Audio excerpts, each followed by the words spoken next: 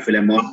Terima kasih juga untuk semua saudara-saudari yang hadir pada acara online Bible Study pada malam hari ini.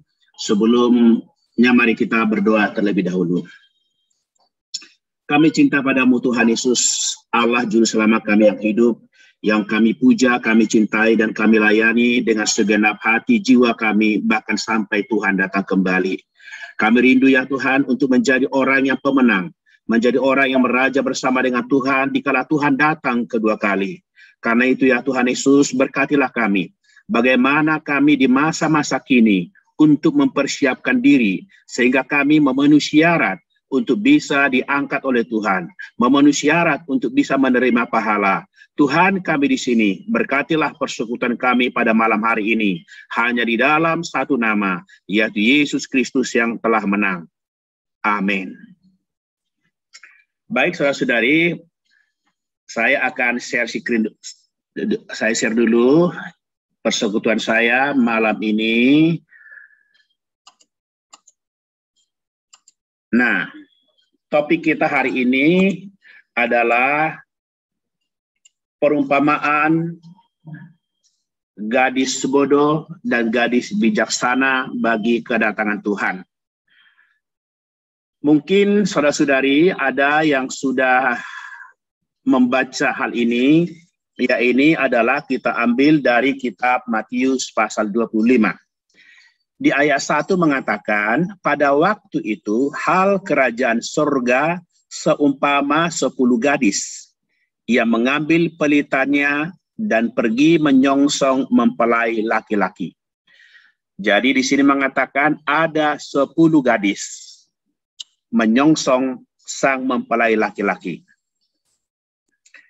Nah, saudari, pada kesempatan malam ini kita akan membahas 3 hal ini, yaitu nubuat kerajaan, perumpamaan 10 gadis, dan sikap kita. Kita masuk yang pertama adalah nubuat kerajaan. Saudara-saudari adalah ini kita sedang membahas 10 gadis, perumpamaan 10 gadis. 10 gadis ini adalah berada di dalam kitab Matius. Nah, kitab Matius itu, saudara-saudari, adalah salah satu kitab Injil di antara 4 Injil, yaitu Matius, Markus, Lukas, Yohanes. Masing-masing Injil ini membahas tentang Kristus, tentang Tuhan Yesus dari sudut pandang yang berbeda-beda. Kitab Matius adalah membahas bahwa Yesus sebagai Raja Penyelamat. Yesus sebagai Raja Penyelamat. Nah, inti dari kitab Matius itu adalah, kitab Matius itu yang menjadi intinya itu adalah pasal 7, 8, dan 9.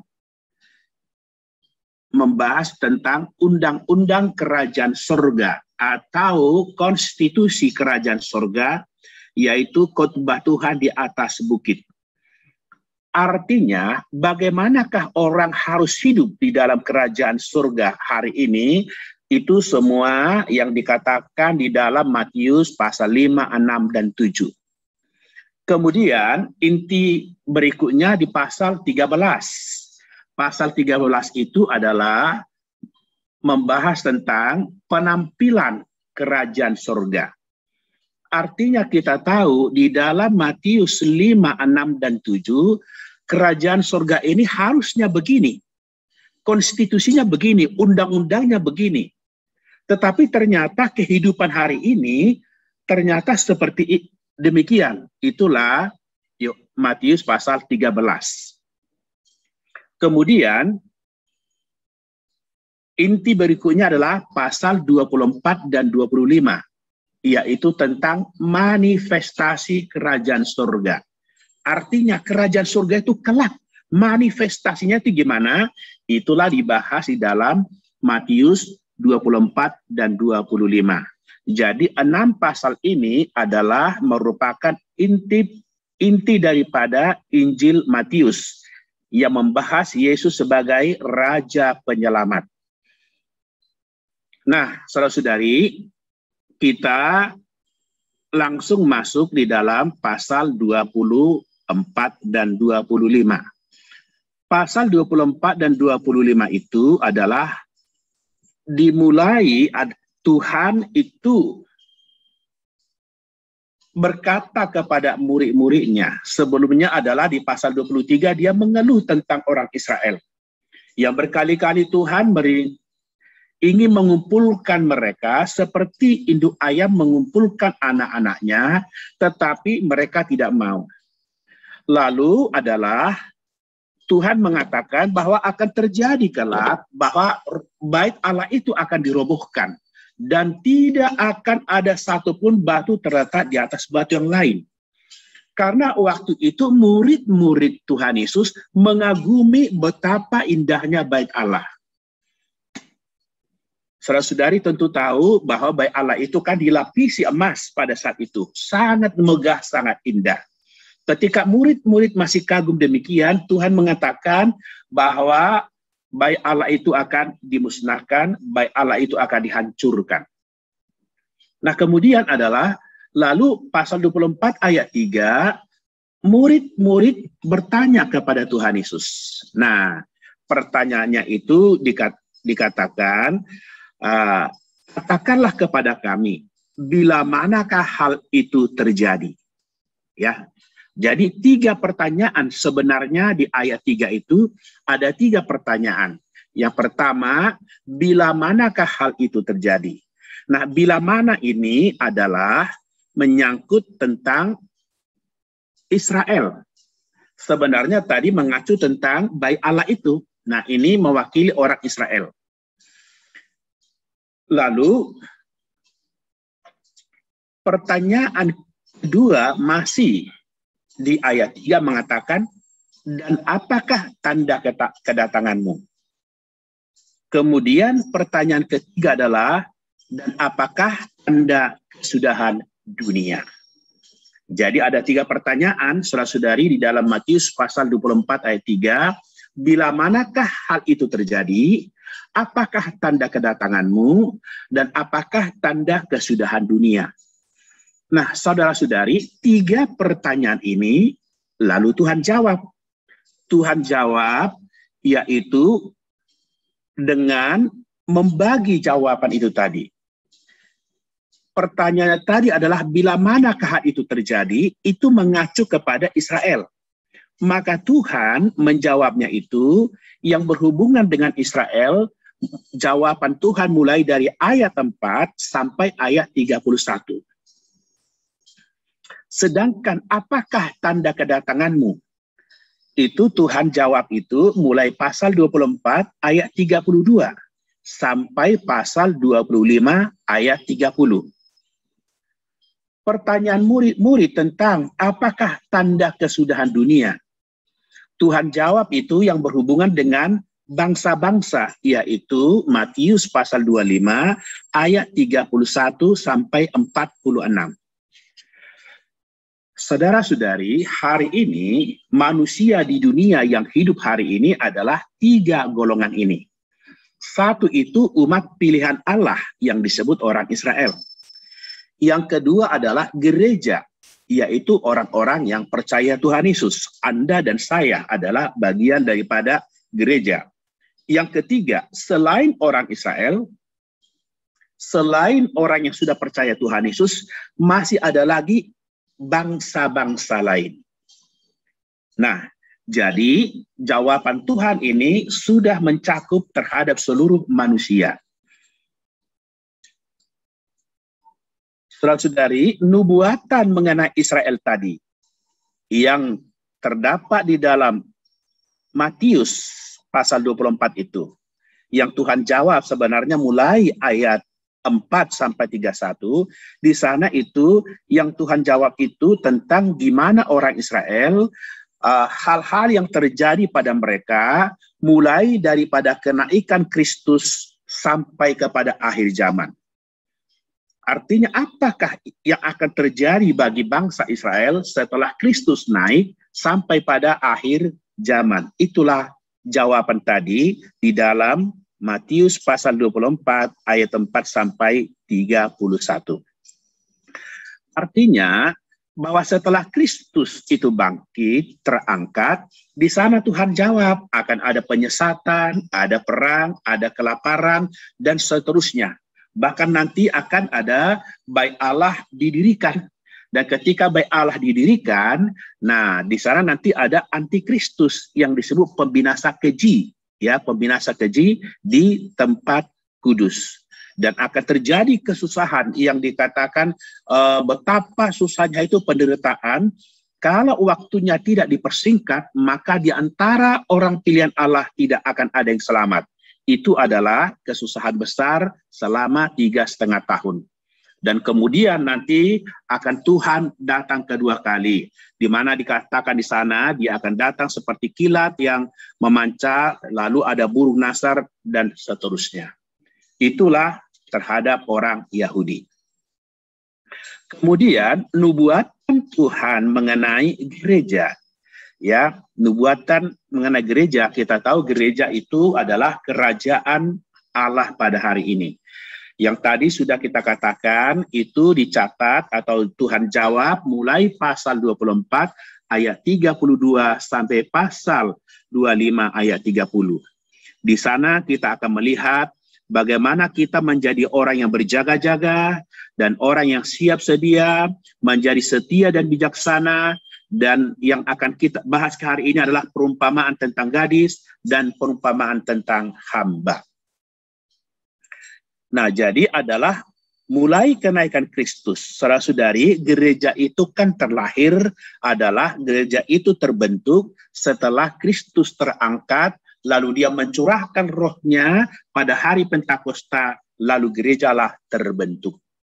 Nah, sehingga gereja ini pun dimulai dari kenaikan Kristus sampai kepada kesudahan zaman. Di mana nanti bahwa orang gereja akan mempersaksikan juga tentang bagaimana kondisi Israel. Lalu akan ada nanti di sana bercerita bagaimana Tuhan mengangkat orang-orang percaya, ada yang ditinggalkan, ada yang terangkat. Kemudian ada 3,5 tahun. Saudara-saudari, karena kalau kita membaca firman Tuhan terhadap orang Israel tadi adalah di dalam Matius 24 ayat 4 sampai 31. Saudara-saudari, kalau Anda membaca di sana, di situ nanti ada disisipkan satu ayat. Ya, satu ayat yaitu ayat 14. Di sana dikatakan, dan Injil kerajaan ini akan diberitakan ke seluruh dunia, menjadi kesaksian bagi semua bangsa. Setelah itu, tibalah kesudahannya.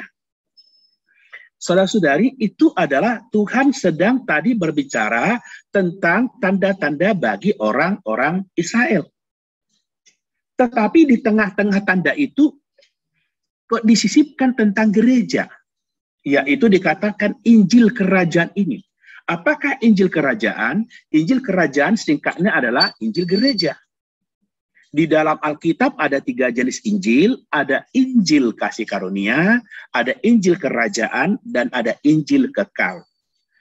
Nah, saudara-saudari, ketika Tuhan membicarakan tentang tanda kedatangan Tuhan, akan ada perang, ada deru perang, ada kelaparan, dan kamu akan diserahkan kepada majelis-majelis, kamu akan disiksa, dan seterusnya. Tetapi Tuhan mengatakan bahwa itu adalah permulaan. Namun setelah dia mengatakan bahwa Injil kerajaan ini akan diberitakan ke seluruh dunia, menjadi kesaksian bagi semua bangsa, Tuhan mengatakan sesudah itu tibalah kesudahannya. Artinya faktor yang menentukan adalah Injil kerajaan, yaitu Injil gereja. Kenapa ayat ini disisipkan di tengah-tengah perkataan Tuhan terhadap orang Israel? Artinya adalah karena orang Israel itu kalau hanya mendengar kabar perang, kelaparan, deru perang, gempa bumi, orang Israel sudah biasa mendengar hal itu. Bahkan saudara-saudara, di tengah-tengah orang Israel sedang berperang, anak-anak pun di sana latihan perang-perangan. Jadi bagi orang Yahudi, orang Israel itu hal yang sudah biasa. Sehingga bagi mereka bukan tanda lagi. Maka orang Israel ini, mereka perlu melihat gereja. Sekarang gereja ini sudah sampai kemana? Sudah sampai mana ke penyebarannya? Firman Tuhan mengatakan, apabila Injil Kerajaan ini diberitakan ke seluruh dunia, menjadi kesaksian semua bangsa, barulah tiba kesudahannya. Artinya orang Israel, jangan kalian sibuk perang, jangan hanya ada deru perang kelaparan dari ini, lihatlah gereja. Sekarang bagaimana perkembangan gereja? Saudara-saudari, demikian pula tanda-tanda kedatangan Tuhan terhadap gereja, terhadap kaum beriman. Di sana Tuhan sisipkan perkataan untuk kita ini menarik pelajaran dari perumpamaan tentang pohon ara. Dikatakan apabila ranting-rantingnya melembut dan mulai bertunas, kamu tahu dengan sendirinya bahwa musim panas sudah dekat. Demikian juga bila kamu melihat semuanya itu, ketahuilah waktunya sudah dekat, sudah di ambang pintu. Kita tahu bahwa pohon ara ini adalah melambangkan orang Israel. Ya, orang Israel itu dilambangkan oleh pohon ara, di mana Tuhan datang kepada orang Israel. Tuhan lapar, rindu mendapatkan buah daripada orang Israel ini, orang Yahudi. Ternyata mereka hanya seperti pohon ara yang rindang dengan daun-daun, yang kusuk dengan cara-cara mereka penyembahan, dengan hebat mereka cara-cara beribadah mereka. Hanya rindang dengan daun-daun. Padahal Tuhan rindu ada buah di sana. Karena itu Tuhan mengutuk pohon itu menjadi kering. Nah, Tuhan mengatakan, tariklah pelajaran dari perumpamaan tentang pohon ara. Apabila ranting-rantingnya melembut dan mulai bertunas, kamu tahu dengan sendirinya bahwa waktunya sudah dekat, sudah di ambang pintu.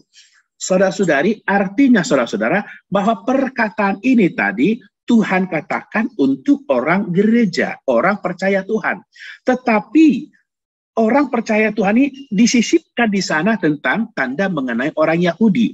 Artinya apa, saudara-saudara? Artinya karena gereja bisa saja sudah melayani Tuhan, melayani, beritakan Injil sana-sini, dia nggak tahu ini kapan Tuhan datang. Sampai di mana sekarang Injil Kerajaan? Sampai di mana sudah tercapai? Mungkin orang tidak tahu. Karena itu, maka orang percaya, gereja perlu melihat orang Israel. Lihatlah tanda-tanda mengenai orang Israel. Apakah mereka sudah mulai melembut? Apakah mereka sudah mulai bertunas? Yang dahulu mereka dikutuk oleh Tuhan. Karena dikutuk sehingga orang Israel tercerai-berai. Abad pertama adalah di akhir abad pertama. Setelah Kaisar Titus datang menyerang Israel dan membakar bait Allah. Maka orang Israel tercerai-berai kemana-mana. Tapi nubuatan Tuhan bahwa pohon ara itu mulai melembut. Dan itu melembut adalah, kita tahu, adalah ketika Israel merdeka tahun 1948. Jadi, orang Israel perlu memperhatikan sekarang kemajuan gereja di mana.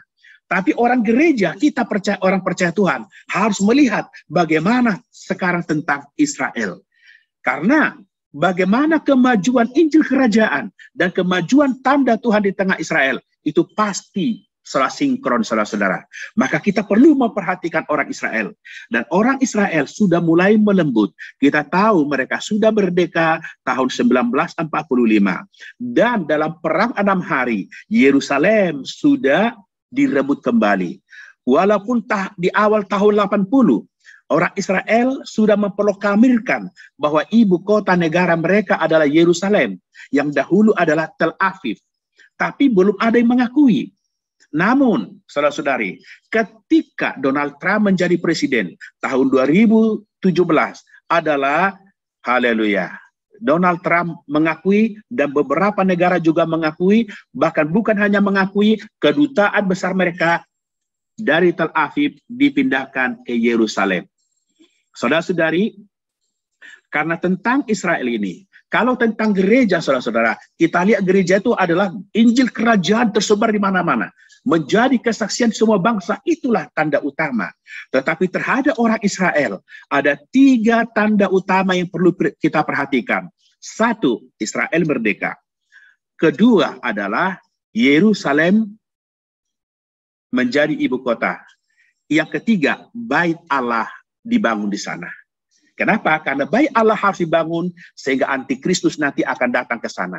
Saudara-saudari, nah kita memperhatikan hal ini, gereja perlu memperhatikan orang Israel perlu memperhatikan gereja. Lalu nubuat kerajaan yang ketiga adalah mengenai bangsa-bangsa yang Tuhan jawab mulai dari Matius pasal 25 ayat 31 sampai 46. Di sana akan kita melihat bagaimana penghakiman terhadap bangsa-bangsa pada saat kedatangan Tuhan. Dan apa dasar penghakiman itu?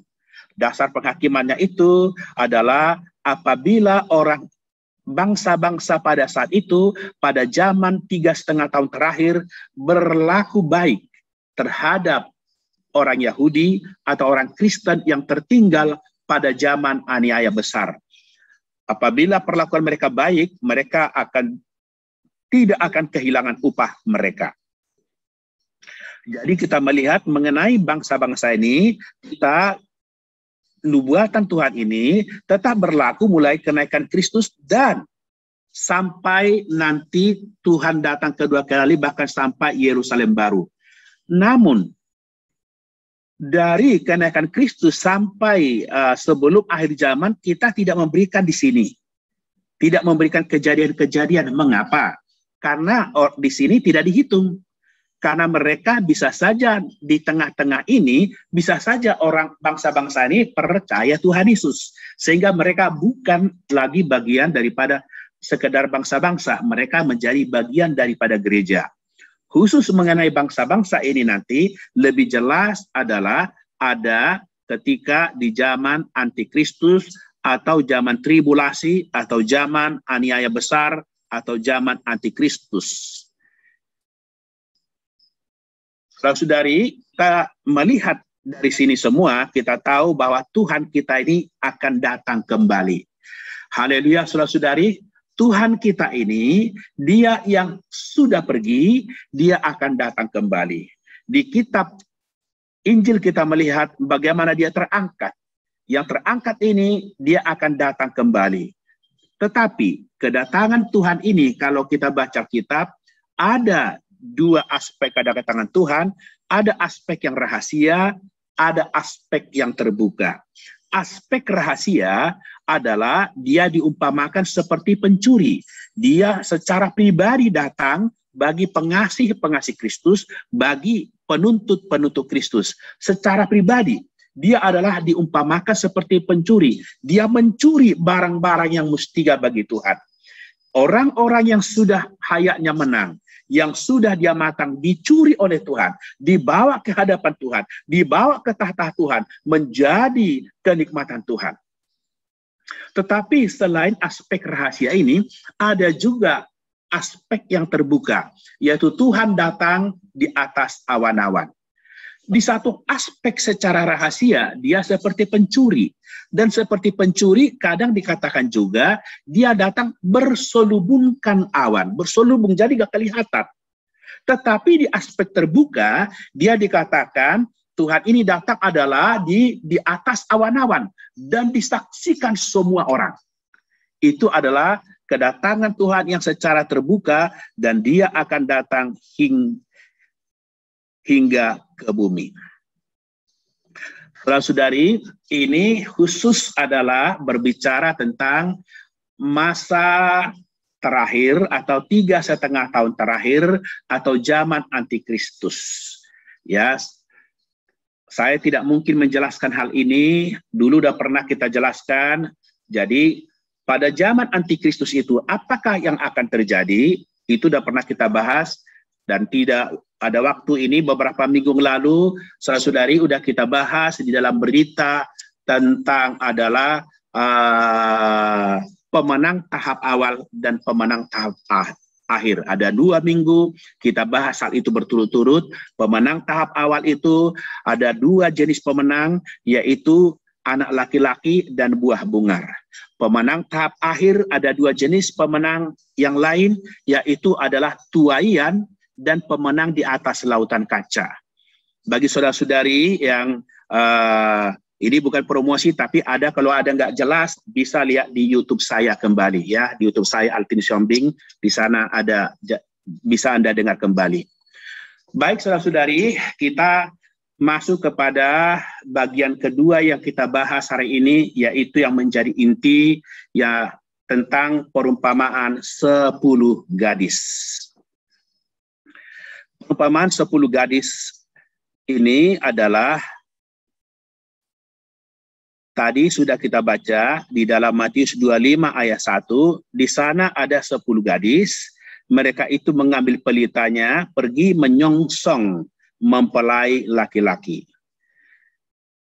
Nah, di situ dikatakan, Tuhan mengatakan pada waktu itu hal kerajaan sorga seumpama 10 gadis. Nah, pada waktu itu artinya adalah pada waktu kedatangan Tuhan. Kapankah kedatangan Tuhan itu, saudara-saudari? Nah, mengenai kedatangan Tuhan ini tidak ada seorang pun yang tahu, ya. Jadi tidak ada yang tahu.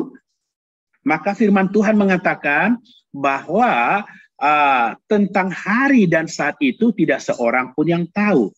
Anak manusia tidak tahu, hanya Bapa sendiri. Kadang Tuhan juga mengatakan bahwa mengenai kedatangan Tuhan itu dikatakan itu akan terjadi seperti zaman Nuh. Ya, terjadi seperti zaman Nuh. Gimana saudara? Di sana orang itu kelak pada makan dan minum pesta pora, begitu saudara-saudara. Dikatakan demikian pula lah halnya kelak pada kedatangan Anak Manusia. Pada waktu itu, kalau ada 2 orang di ladang, yang seorang akan dibawa dan yang lain akan ditinggalkan. Ya, 1 orang dibawa, 1 ditinggalkan. Nah, artinya adalah begitulah kedatangan Tuhan, tidak ada yang tahu. Ya, tidak ada tahu, tahu-taunya Tuhan sudah mengangkat orang-orang yang dikasihinya.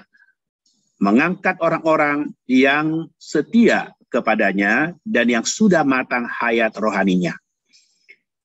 Matius 25 ayat 1 ini selain mengatakan pada waktu itu, di sini kita melihat lagi dikatakan 10 gadis. Itu seumpama 10 gadis. Ya, 10 gadis ini saudara-saudara, kita melihat tadi ada dikatakan seperti ada 2 orang di ladang, 1 diangkat, 1 ditinggalkan. Kadang nanti dikatakan ada 2 orang perempuan sedang menggilang, 1 diangkat, 1 ditinggalkan. Jadi ada 2. Ada angka 2. 2 ini adalah sisa kaum beriman yang masih hidup. Jadi ada 2 angka kesaksian gitu ya. 2 itu arti kesaksian. Jadi mereka yang masih hidup, orang Kristen yang masih hidup di bumi dilambangkan dengan angka 2 itu. Sedangkan orang Kristen yang sudah meninggal itu dilambangkan dengan angka 10 itu. Jadi 10, sebagian besar kaum beriman yang sudah mati. Karena orang yang hidup, saudara-saudara, tentu orang Kristen yang hidup tentu lebih sedikit daripada orang yang meninggal. Karena yang hidup hanyalah orang Kristen yang hari ini, saat ini hidup di bumi. Itu pasti lebih sedikit, maka diwakili dengan angka 2. Sedangkan orang Kristen yang meninggal adalah sudah dari zaman ke zaman. Totalitas orang Kristen yang dari zaman ke zaman meninggal, itu semua tentu jauh lebih banyak dibanding orang yang hidup hari ini. Jadi itu diibaratkan dengan angka 10 ini. Sehingga 2 tambah 10 sama dengan 12. Angka kelengkapan. Di Matius 25 ini, selain mengenai waktu kedatangan Tuhan, dikatakan juga angka 10. Tadi angka 10 sudah kita bahas, lalu dikatakan seumpama 10 gadis. Jadi kita melihat ini gadis, saudara-saudara. Artinya, saudara-saudari, siapapun Anda dan saya siapapun kita, entah Anda laki-laki atau perempuan, di hadapan Allah kita semua adalah gadis.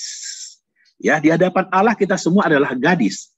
Karena itulah Paulus di dalam 2 Korintus 11 ayat 2 mengatakan, sebab aku cemburu kepada kamu dengan cemburu ilahi.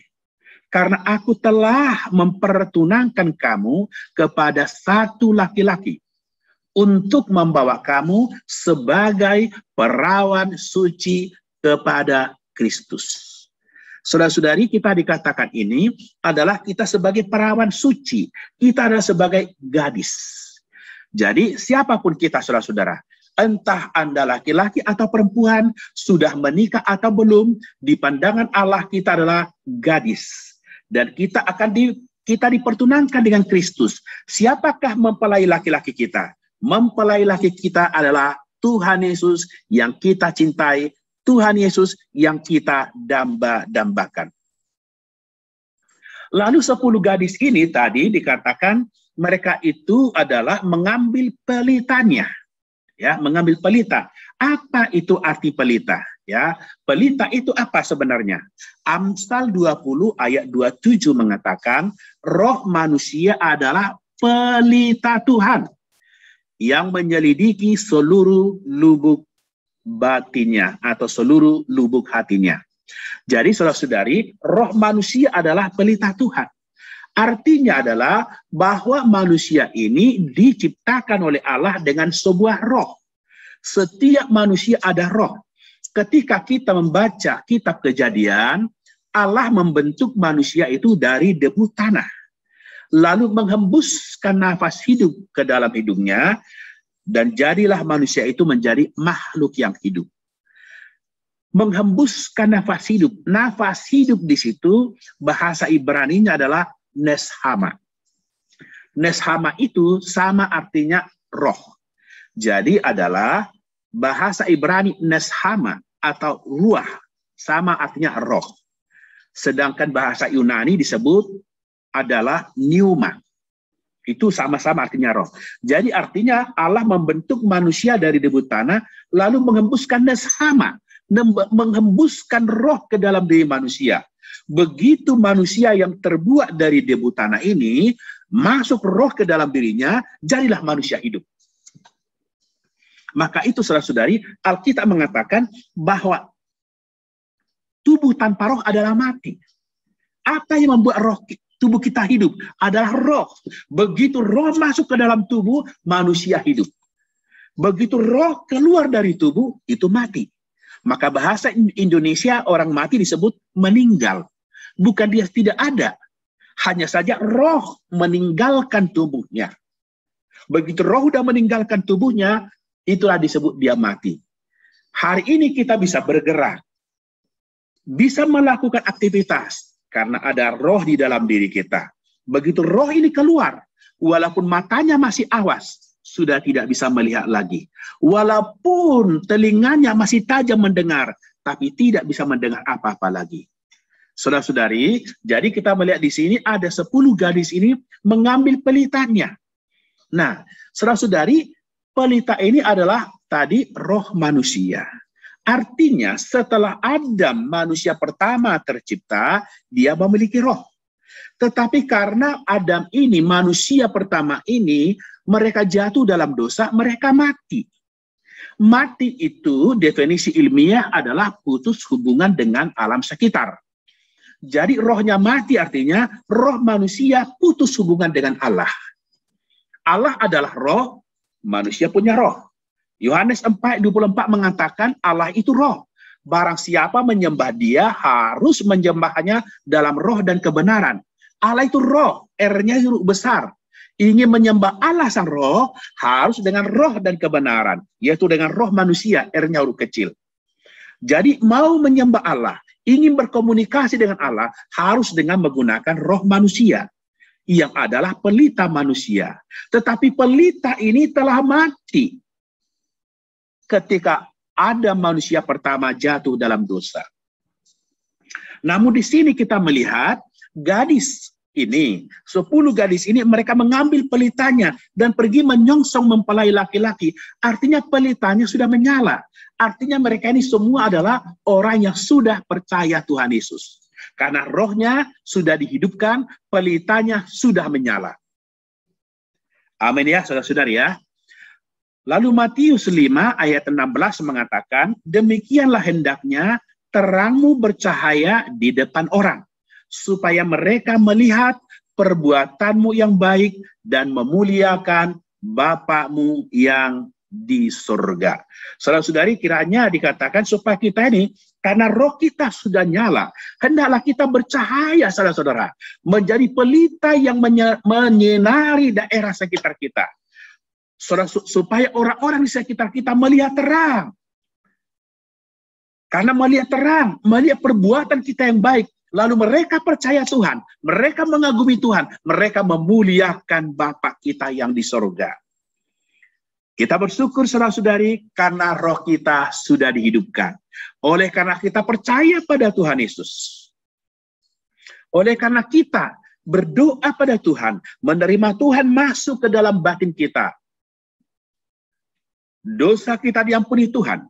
Yang membuat kita, roh kita mati adalah dosa-dosa kita. Tetapi Yesus sudah mati di atas kayu salib untuk mengampuni segala dosa kita. Dan dia juga bangkit dari kematian menjadi roh pemberi hayat. Kini kita percaya pada Tuhan Yesus, menerima pengampunan dosa. Tidak hanya dosa kita diampuni, dia pun masuk ke dalam diri kita. Dia masuk ke dalam roh kita. Lalu roh kita dihidupkan. Pelita kita menyala. Haleluya. Setelah pelita kita menyala dalam hidup sehari-hari kita bersaksi kepada banyak orang. Hidup kita, sepak terjang kita, perbuatan kita ini menjadi terang yang menerangi dunia kegelapan ini.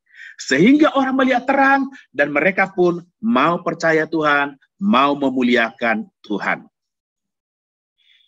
Saudara-saudari, dalam ayat 1 ini, selain dikatakan pelita, dikatakan juga mempelai laki-laki.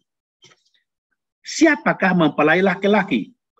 Saudara-saudari, adalah Yohanes 3 ayat 6 dan 29a mengatakan apa yang dilahirkan dari roh adalah roh.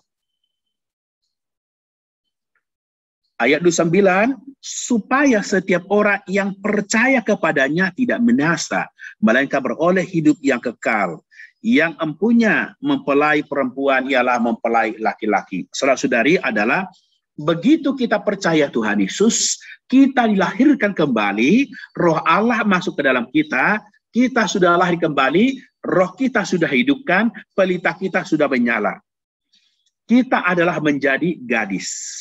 Kita ini adalah mempelai perempuan.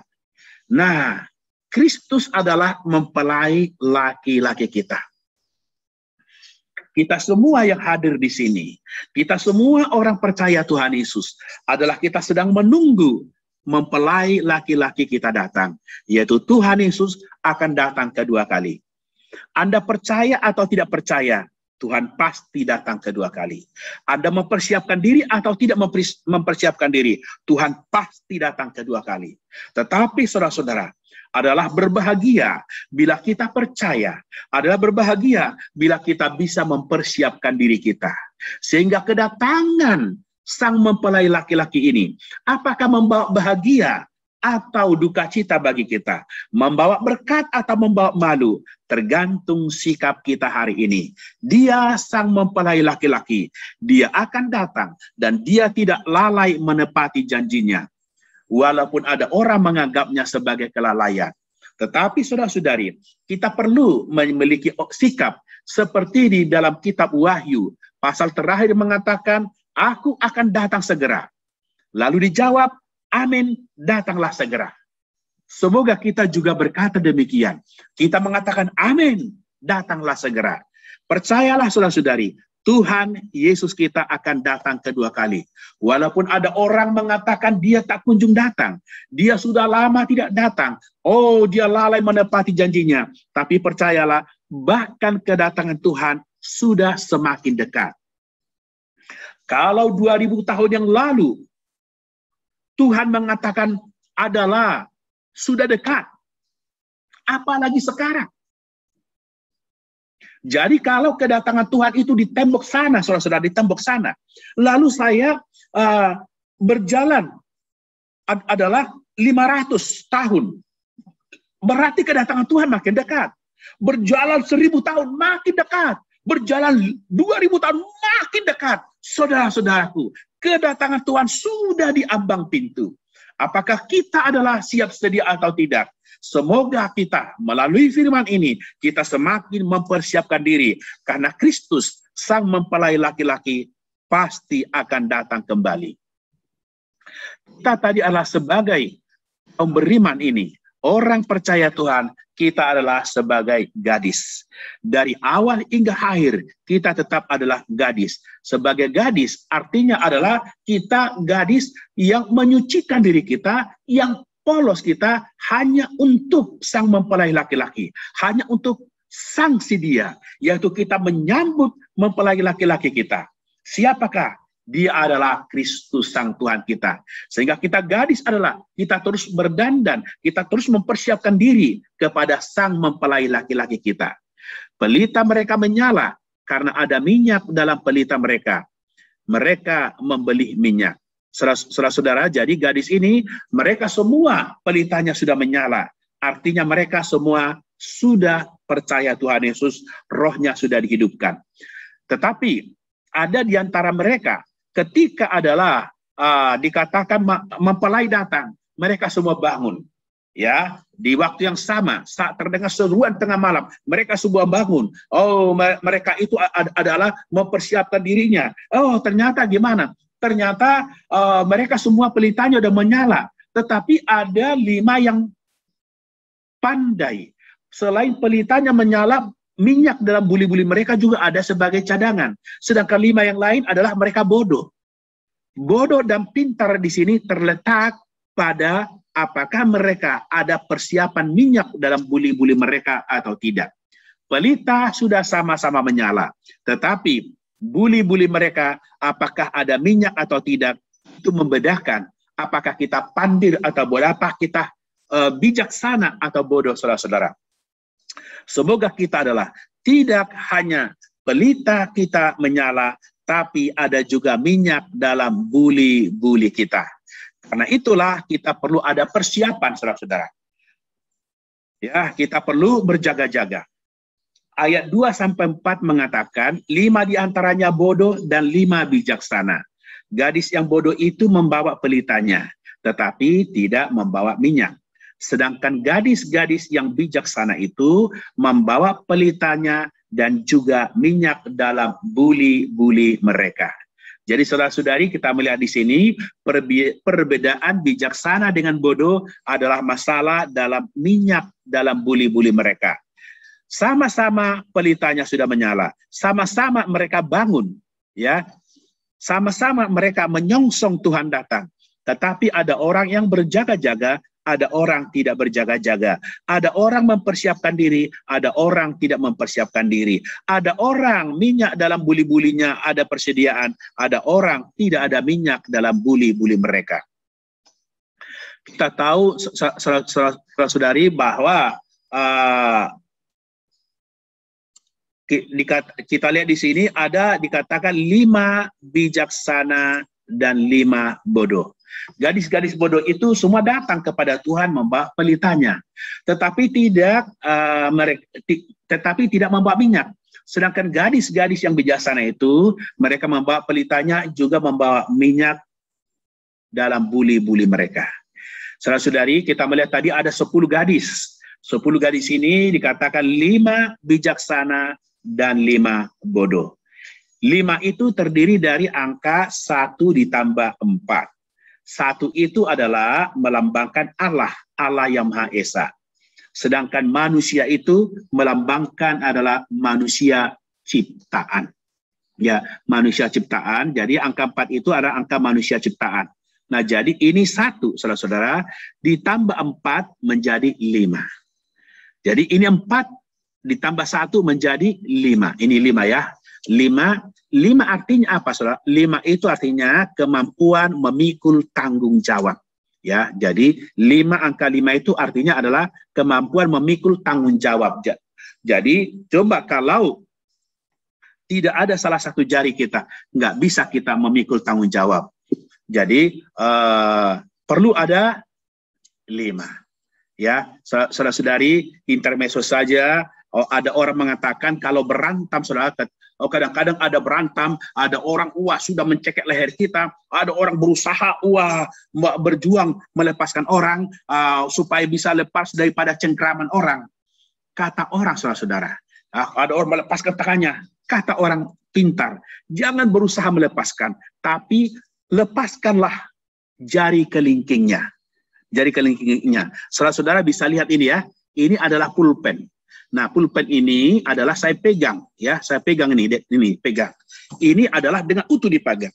Jadi jangan berusaha melepaskan ini, nggak ada gunanya. Dia bilang lepaskanlah, ya, ini dipegang, ya, pegang, ini nggak akan bisa nggak akan bisa copot ini, dipegang nggak akan bisa copot. Tapi lepaskanlah jari kelingking. Begitu lepas, pasti lepas. Ya, begitu jari kelingking dilepas, tarik, lepas. Jadi katanya kalau orang mencekik kita, jangan berusaha lepaskan semua tangan. Lepaskanlah jari kelingking, tendang dia langsung jatuh. Karena tidak ada kekuatan memegang lagi. Tapi ya kita tentu tidak berantem ya saudara-saudari ya. Itu hanya teori orang. Jadi 1 ditambah 4 sama dengan 5. 5 ini adalah untuk angka tanggung jawab. Jadi artinya kita semua bertanggung jawab atas hidup kita di hadapan Tuhan. Jadi adalah ada dikatakan gadis yang bodoh. Ada juga gadis yang bijaksana. Tadi udah kita bahas, perbedaannya itu adalah terletak pada bulinya apakah ada minyak atau tidak persediaan. Bodoh itu enggak sama dengan palsu. Karena nanti akan ada orang mengatakan 5 ini adalah yang bodoh itu Kristen palsu. Yang 5 ini adalah Kristen yang sejati. Bukan. Bodoh tidak sama dengan palsu. Gadis bodoh ini sama sifatnya dengan gadis yang bijaksana. Ya, sama. Artinya sudah sama-sama rohnya dihidupkan. Gadis bodoh itu tidak sama perilakunya dengan gadis yang bijaksana. Karena perilakunya tidak sama, sehingga tidak ada persediaan minyak dalam buli-buli mereka. Jadi apakah minyak itu? Ya, minyak itu saudara-saudara, Yesaya pasal 61 ayat 1a mengatakan, Roh Tuhan ada padaku, oleh karena Tuhan telah mengurapi aku. Ya, saudara-saudari, ingat ini kan, ketika Tuhan dibaptis, lalu dia diurapi oleh Roh Kudus dalam bentuk burung merpati. Kemudian setelah masuk ke bait Allah, dia membaca kitab Yesaya ini. Roh Tuhan ada padaku, karena ia telah mengurapi aku. Begitu ya, untuk memberitakan tahu rahmat Tuhan telah datang, dan seterusnya. Jadi, Roh Tuhan ada padaku, oleh karena ia telah mengurapi aku. Jadi adalah, di sini mengatakan Roh Tuhan ada padaku. Dikatakan juga mengurapi aku. Artinya minyak ini adalah melambangkan Roh Kudus. Ibrani 1 ayat 9. Sebab itu Allahmu telah mengurapi engkau dengan minyak sebagai tanda kesukaan melebihi teman-teman sekutumu. Jadi Allahmu telah mengurapi engkau dengan minyak. Jadi minyak ini adalah untuk mengurapi. Dan minyak ini menurut kita Yesaya adalah Roh Tuhan. Jadi kita tahu saudara-saudara bahwa ketika dikatakan tetapi tidak membawa minyak. Ya, minyak ini adalah berarti Roh Kudus. Oke, lalu dikatakan tadi buli-buli, ya, buli-buli tidak membawa minyak dalam buli-buli di sini, juga minyak dalam buli-buli mereka. Nah, buli-buli ini apa? Ya, Roma 9 ayat 23 sampai 24 mengatakan, justru untuk menyatakan kekayaan kemuliaannya atas benda-benda atau bejana-bejana belas kasihannya yang telah dipersiapkannya untuk kemuliaan, yaitu kita.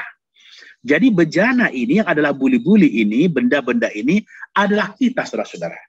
Kitalah bejana Tuhan. Kitalah yang perlu diisi oleh Tuhan. Lalu dikatakan gadis-gadis yang bijaksana itu membawa pelitanya.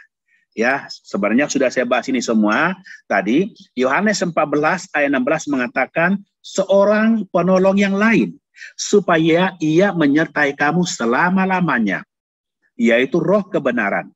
Tetapi kamu mengenal Dia, sebab Ia menyertai kamu dan akan diam di dalam kamu.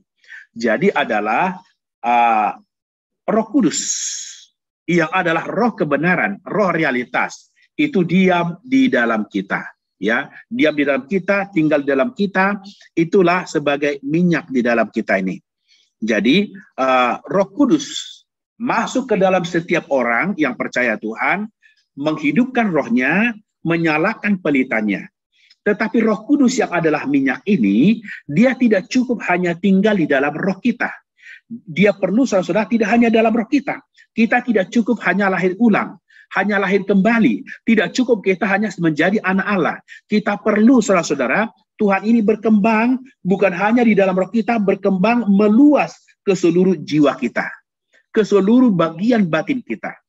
Sehingga jiwa kita ini mengalami pengubahan, mengalami peresapan daripada minyak yang adalah roh itu.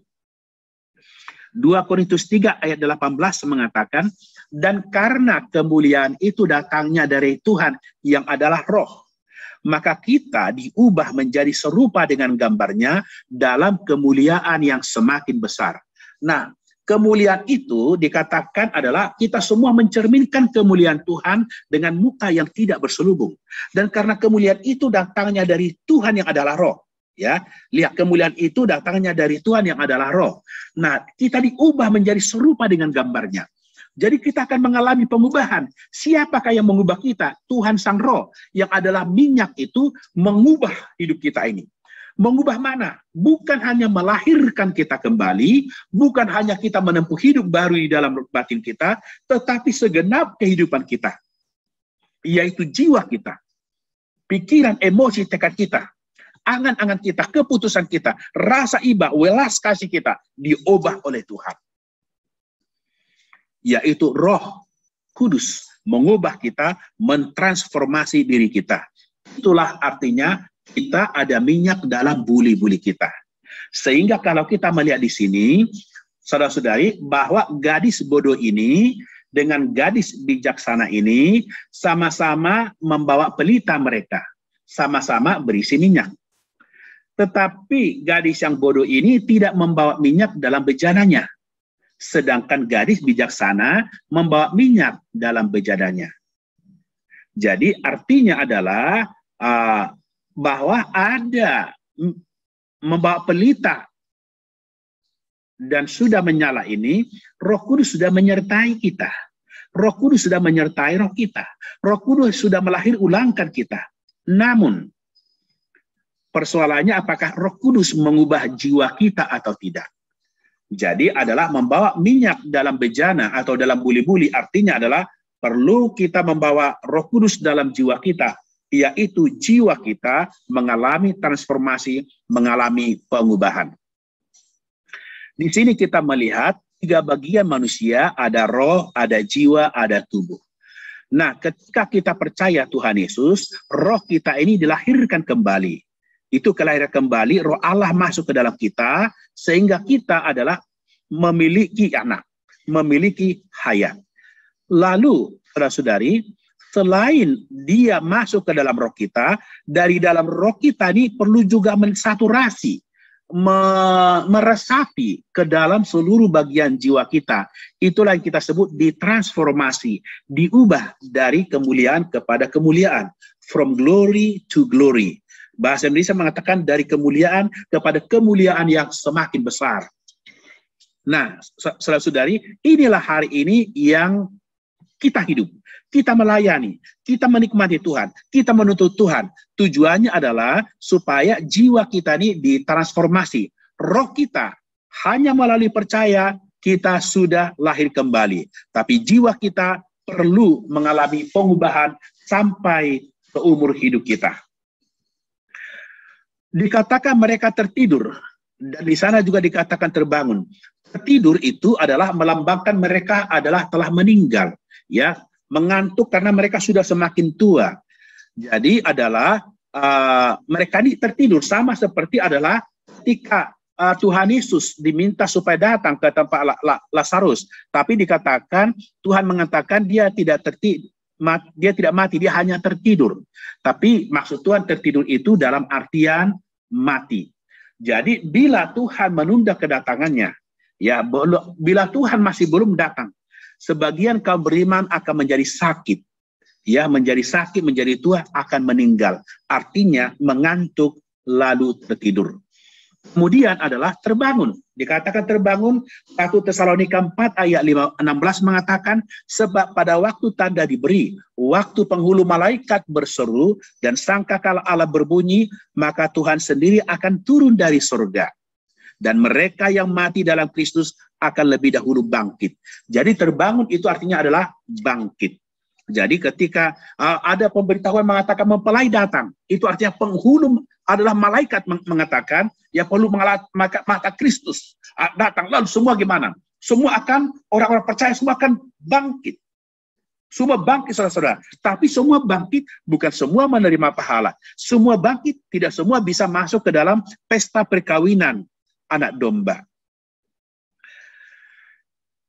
Nah, saudara-saudara, di dalam Matius pasal 25, 7 dan 8, dikatakan ketika mereka udah bangkit itu, mereka membereskan pelita mereka. Ya, mereka gadis-gadis yang bodoh berkata kepada gadis-gadis yang bijaksana, berikanlah kami sedikit dari minyakmu itu, sebab pelita kami hampir padam. Jadi, membereskan artinya jika kehidupan kita untuk kesaksian Tuhan belum sempurna, sebelum kita meninggal, setelah kebangkitan, maka hidup kita masih akan mengalami penanggulangan. Jadi ketika kita meninggal sebelum Tuhan datang, kita udah matang rohaninya, maka ketika Tuhan datang, kita bisa masuk ke dalam kebahagiaan Tuhan kita. Namun kalau tidak, maka saudara-saudara, kita mau meminta minyak, berilah kami sedikit dari minyakmu itu. Artinya adalah gadis bodoh itu perlu minyak. Masih perlu dipenuhi Roh Kudus, saudara-saudara. Namun adalah tidak bisa. Ya, tidak bisa pada saat itu tidak bisa minta-minta lagi. Tidak bisa kalau kita kekurangan minyak, jiwa kita masih tidak dikurangi, tidak diresapi Roh Kudus, saudara-saudara. Maka kita tidak bisa minta-minta minyak. Saat itu tidak bisa hanya minta-minta. Ya, itu sama halnya ketika ada dua orang tersalib bersama dengan Tuhan, ingatlah kami kalau kau datang sebagai raja. Enggak bisa. Enggak bisa minta-minta, saudara-saudara. Tuhan hanya kabulkan mereka, hari ini juga engkau ada bersama-sama dengan aku dalam Firdaus. Saudara-saudara, Tuhan hanya kabulkan dalam Firdaus. Mereka minta kalau datang sebagai raja. Enggak bisa. Untuk meraja bersama Tuhan, tidak bisa hanya minta-minta. Ada apa itu keponakan Tuhan Yesus, apa itu bibinya Tuhan Yesus datang bahkan kepada Tuhan mengatakan, oh kalau nanti kau datang sebagai raja, biarlah dua anakku ini, satu sebelah kiri, satu sebelah kananmu. Nggak bisa, saudara-saudara, itu nggak bisa minta-minta. Itu harus membayar harga. Ya, kita semua, saudara-saudara, kaum beriman yang telah dilahirkan kembali dan dihuni oleh Roh Allah di dalam roh kita, tetapi tidak dipenuhi oleh Roh Allah secara membadai sampai seluruh bagian diri kita tidak diresapi di dalam semua diri kita, itu yang disebut gadis yang bodoh. Ya, jadi adalah kita melihat lagi dikatakan di sini, tetapi gadis yang bijaksana itu nanti tidak cukup untuk kami dan untuk kamu. Lebih baik kamu pergi kepada penjual minyak dan beli di situ. Artinya, saudara-saudara, bahwa ini perkara pribadi. Bahwa Anda harus beli minyak. Nggak bisa saya membeli minyak untuk Anda. Saudara-saudara, perkara kita dipenuhi oleh Tuhan, dipenuhi oleh Roh Kudus, tidak bisa diwakilkan. Itu sama halnya makan, nggak bisa diwakilkan, saudara-saudara. Tidak bisa Anda makan, tapi saya yang kenyang. Nggak bisa demikian.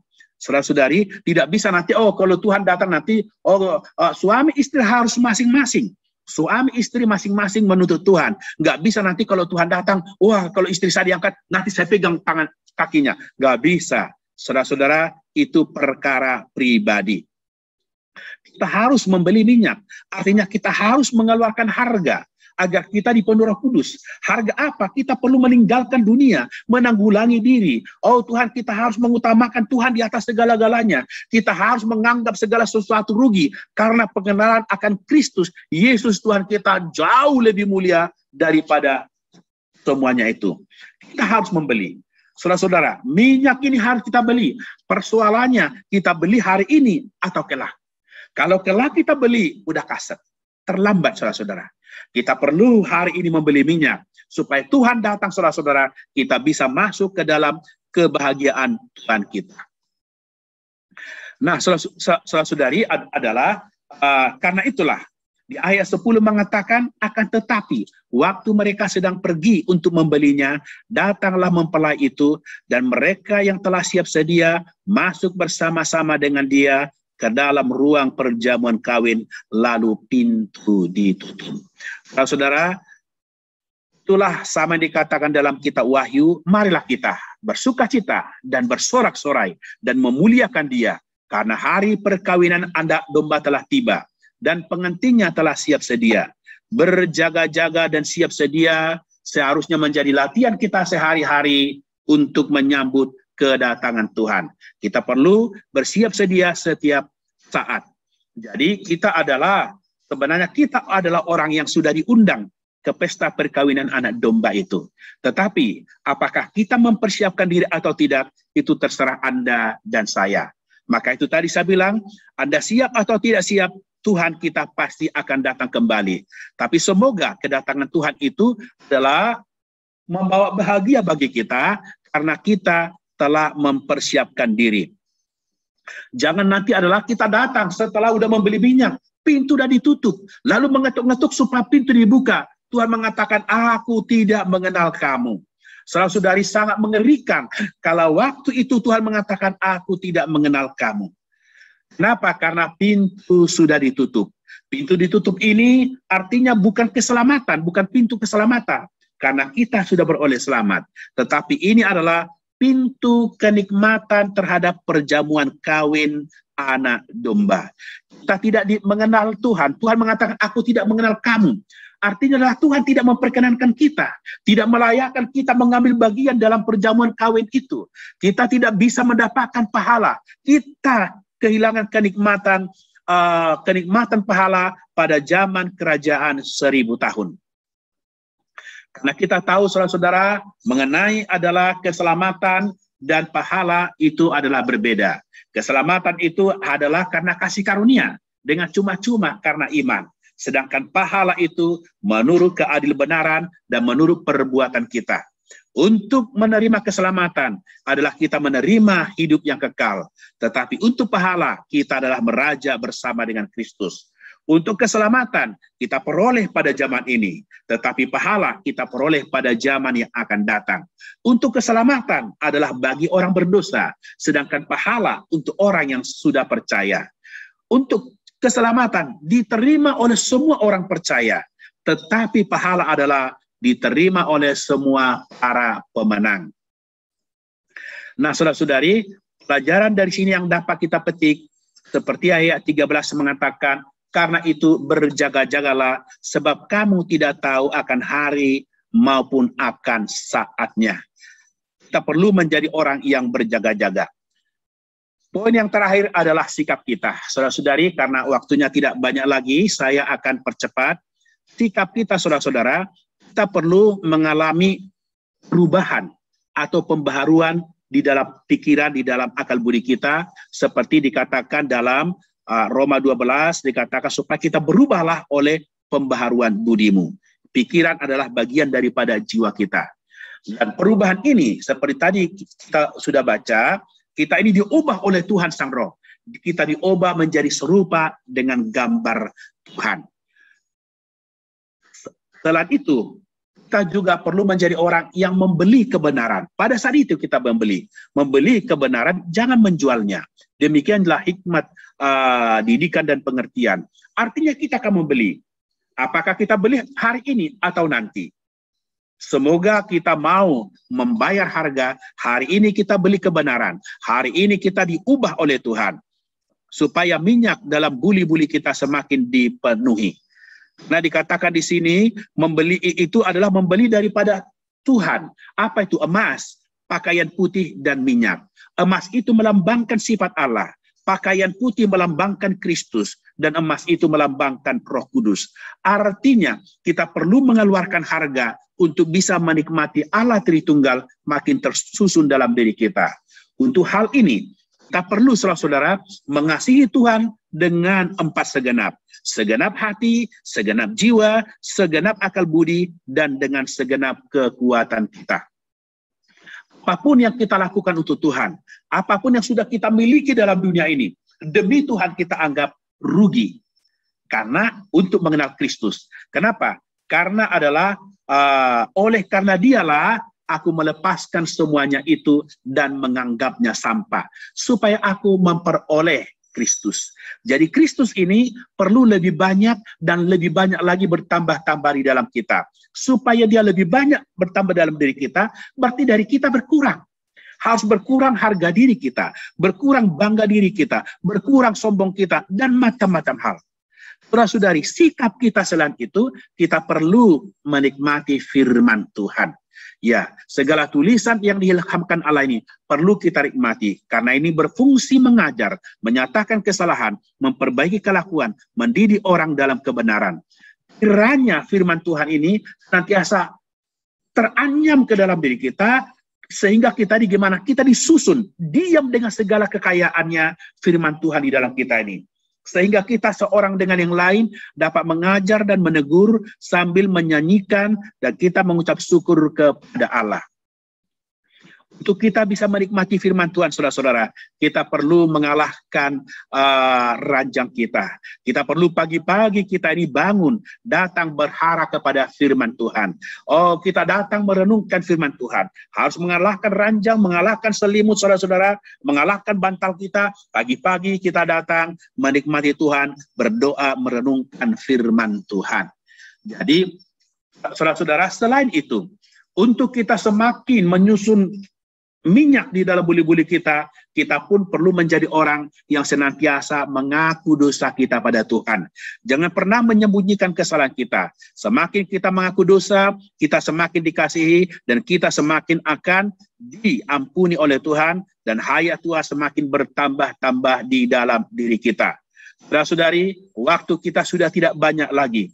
Mari kita dengan arif, mari kita dengan bijaksana, mempergunakan waktu-waktu yang ada ini. Menebus, mempergunakan waktu yang ada, katakan redeeming the time. Kita perlu menebus waktu. Kenapa? Karena hari-hari ini adalah jahat. Kita perlu menuntut Tuhan, saudara-saudara, agar kita mengerti kehendak Allah, agar kita makin dipenuhi Tuhan di dalam roh kita. Kita perlu senantiasa mengenakan Kristus. Ya, mengenakan Kristus, dan jangan kita adalah ada perkataan kotor di dalam diri kita, melainkan kita ini semakin adalah perkataan kita itu perkataan yang membangun. Jangan keluar kata-kata kotor dari diri kita. Selain itu, kita perlu menjadi orang yang senantiasa bersukacita, yang senantiasa berdoa, yang mengucap syukur, dan jangan memadamkan roh itu. Saudari, singkat cerita, inilah suatu siklus. Kita perlu membayar harga agar Kristus tambah dalam diri kita. Kristus bertambah, kita menikmati firman. Kita menikmati firman, Roh Kudus bertambah. Roh Kudus bertambah, kita makin berdoa, terus semakin demikian untuk hal ini semua. Baik menikmati Kristus, firman, Roh Kudus, dan doa, kita perlu mengeluarkan harga. Untuk hal itu, saudara-saudari, hanya kita terus tinggal di dalam Tuhan. Setelah Roh tinggal di dalam kita, melalui kita menyeru Tuhan, Roh Tuhan kembali melahirkan ulangkan kita. Kita perlu menjadi mendambakan firman Tuhan. Mendambakan firman Tuhan, lalu kita akan diubah dalam jiwa kita, sehingga seluruh diri kita itu mencapai perubahan dan dimuliakan. Saudara-saudari, ini semua adalah berarti Roh Kudus memenuhi diri kita. Terakhir, saudara-saudari, ini adalah terakhir, kita adalah orang yang telah dilahirkan ulang, yang sudah percaya Tuhan. Kita ada hayat di dalam kita. Hayat di dalam kita ini perlu mengalami persekutuan. Semakin kita bersekutu, maka kita akan semakin terang. menerima terang dari Tuhan, maka kita datang berdasarkan terang, mengaku dosa pada Tuhan. Begitu mengaku dosa, maka darah Tuhan mengampuni kita. Darah Tuhan mengampuni kita, maka hayat akan semakin bertambah dalam diri kita. Hal ini terus berulang persekutuan demikian, maka hayat akan tambah limpah dalam kita. Hayat tambah limpah, persekutuan makin dalam. Persekutuan makin dalam, terang makin jelas. Terang makin jelas, kita makin butuh darah Tuhan. Makin tambah darah Tuhan, makin lagi kita menikmati hayat yang lebih limpah. Akhirnya, saudara-saudaraku, kita mencapai kematangan, kita siap menyongsong Tuhan datang kedua kali, kita menjadi gadis yang bijaksana itu. Semoga kita adalah menjadi orang yang rela membayar harga pada zaman ini. Pada zaman ini kita rela bayar harga agar jiwa kita, buli-buli kita dipenuhi oleh Tuhan dengan rohnya. Sehingga kita, saudara-saudara, Tuhan datang, kita pun tidak hanya membereskan pelita kita. Kita tahu jiwa kita, buli-buli kita pun sudah diisi dengan minyak. Kita siap menyongsong Tuhan, kita siap berpesta dengan Tuhan 1000 tahun lamanya. Di dunia pesta ini hanya sehari menurut pandangan ini, tapi itu adalah 1000 tahun. Mari saudara-saudara kita mempersiapkan diri, mari kita selalu menikmati Tuhan, mari kita bayar harga untuk kenikmatan kita kelak. Bayangkan, bayar harga hanya sebentar, tapi kelak menikmati Tuhan 1000 tahun lamanya. Mari kita berdoa. Tuhan Yesus, kami sungguh rindu menjadi pemenang, kami rindu menjadi 5 gadis yang bijaksana itu. Tuhan, karena itu berkatilah, agar dalam hidup kami ini Tuhan, semakin dipenuhi oleh Tuhan. Kami rela membayar harga, kami mau mengasihi Tuhan dengan sebulat hati, sebulat jiwa, pikiran dan kekuatan kami, agar Roh Kudus semakin memenuhi kami. Bukan hanya di dalam kami telah dilahirkan ulang, tetapi Tuhan, segenap jiwa kami, pikiran kami, tekad kami, emosi kami pun semakin diresapi oleh Tuhan. Tuhan Yesus, berkatilah kami. Haleluya, kami adalah pecinta-pencintamu. Yesus itu Tuhan. Amin. Baik, saudara-saudari, bahwa saya umumkan dulu sejenak bahwa sementara ya, bahwa online Bible Study kita ini akan off dulu sementara, ya, akan off dulu sementara. Karena ada hal-hal yang perlu diurus gitu ya. Nah, ini bukan selamanya, hanya sementara. Bila nanti sudah selesai, kita akan kabari lagi saudara-saudari, akan dihubungi lagi gitu ya.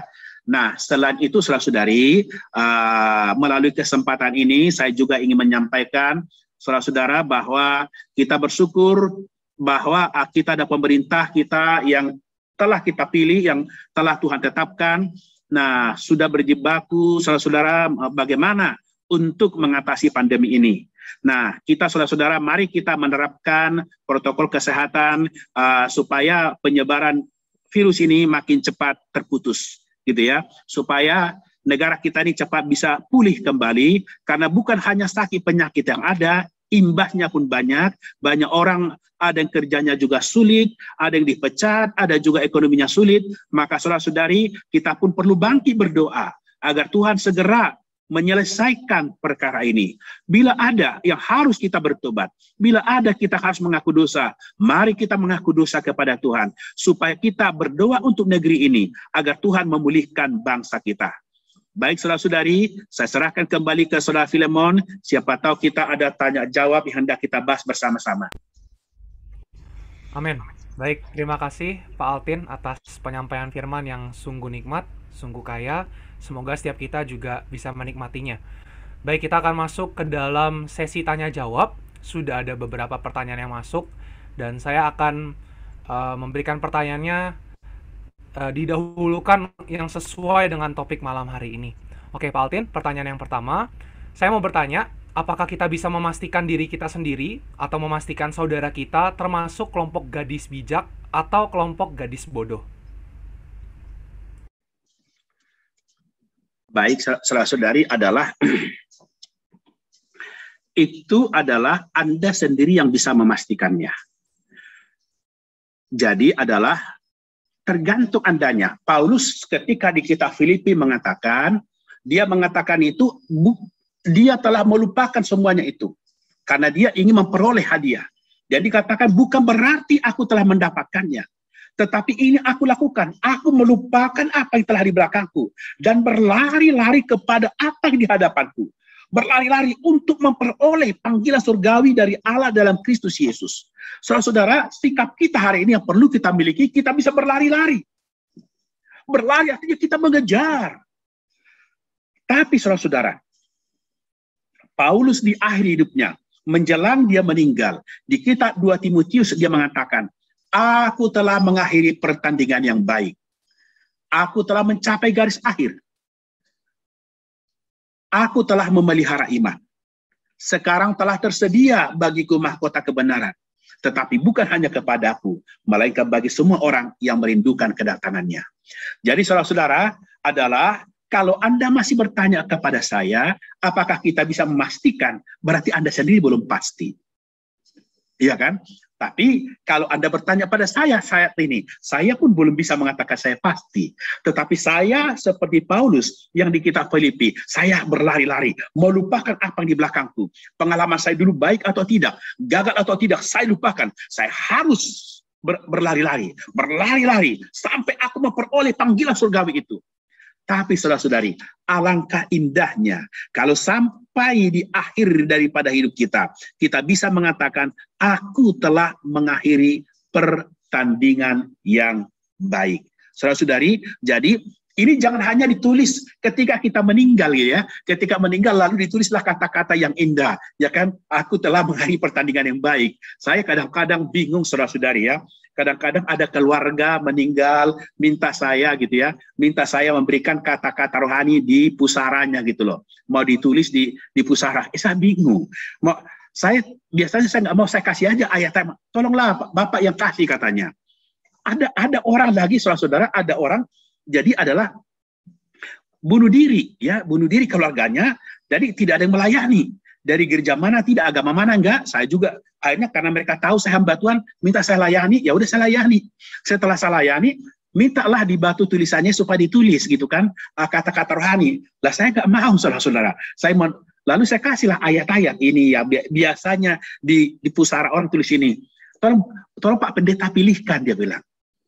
Saya bilang terserah keluarga saja. Masa saya mau bilang saya telah mengakhiri pertandingan yang baik, dia bunuh diri kok, saudara-saudara. Ya kan? Nah, yang hendak saya cerita, saudara-saudara, mari kita adalah di akhir hidup kita bisa seperti Paulus mengatakan, aku telah mengakhiri pertandingan yang baik. Jangan hanya di nisannya kita saja ditulis itu di batu nisan.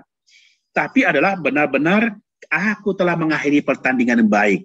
Aku telah mencapai garis akhir. Bisa kita tahu nggak, saudara-saudara? Kalau Paulus, dia bisa tahu.